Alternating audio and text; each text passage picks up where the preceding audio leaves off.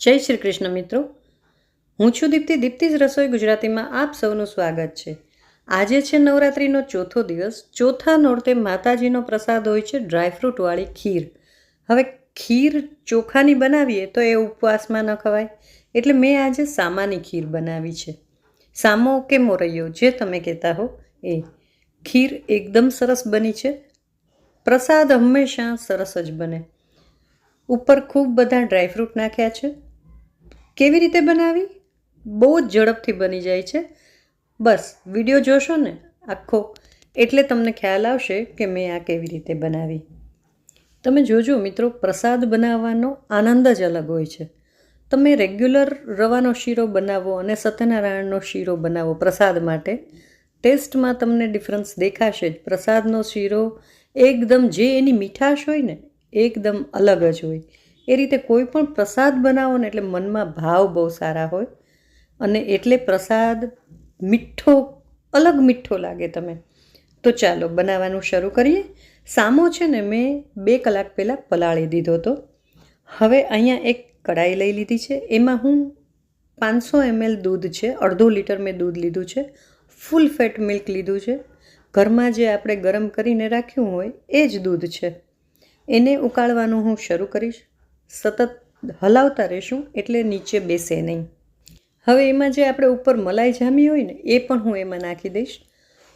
દૂધ ક્રીમી બનશે, એકદમ સરસ બનશે. તો એ પણ જો તમને એમ લાગે તો નાખી દેવાનું. હવે આને ઉકાળવાનું છે.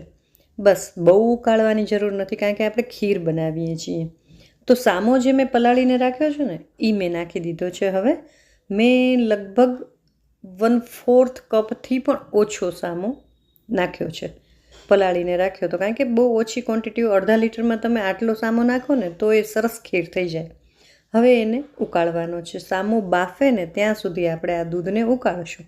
ધીમા ગેસે સતત હલાવતા હલાવતા આપણે સામાને બાફવાનો છે, કારણ કે જો ગેસ ફૂલ રાખશું ને તો દૂધ બળી જશે જલ્દી અને સામો બફાશે નહીં.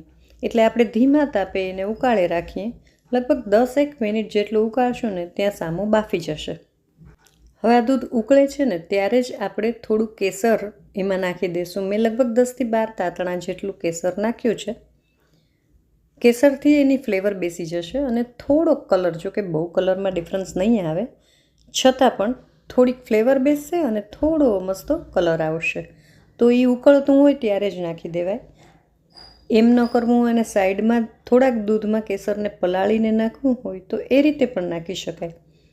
બસ 10થી 15 મિનિટ ઉકાળવાનું છે. જો એકદમ સરસ. હવે સામો અહીંયા આપણો બાફી ગયો છે. તો અત્યારે છે ને હું 3 ચમચા જેટલી ખાંડ નાખીશ. જેટલું ગળ્યું જોતું હોય એ પ્રમાણે ખાંડ નાખવાની. ખાંડ નાખી અને જરાક વાર ઉકાળવાનું. એનું પાણી બળે ને એટલી વાર માટે. હવે તમને જ્યારે લાગે કે ખાંડનું પાણી બળી ગયું છે અને એકદમ સરસ ઘટ થઈ ગયું છે ત્યારે 4થી 5 એલચીના ફોતરા કાઢી અને એના દાણાને મેં ભૂકો કરી લીધો છે એ નાખી દઈશું અને સરસ ભેળવી દઈશું. એલચીની ફ્લેવર ખીરમાં હંમેશા બહુ સરસ લાગે છે. તો હવે આપણી અહીંયા ખીર છે ને એ રેડી થઈ ગઈ છે. ગેસને કરી દઈશું બંધ અને આપણે થોડીક ઠંડી થાય એટલે સર્વ કરી લેશું.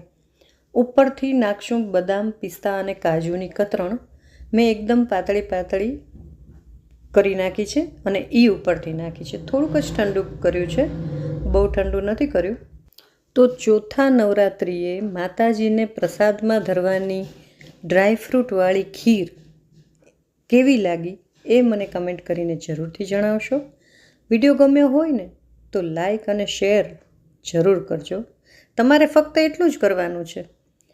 બનાવવાનું તો મારે છે, તો એટલું કરવાનું તો ક્યારેય નહીં ચૂકતા. ઉપરથી સેજ અમસ્તી કેસર ભભરાવ્યો છે.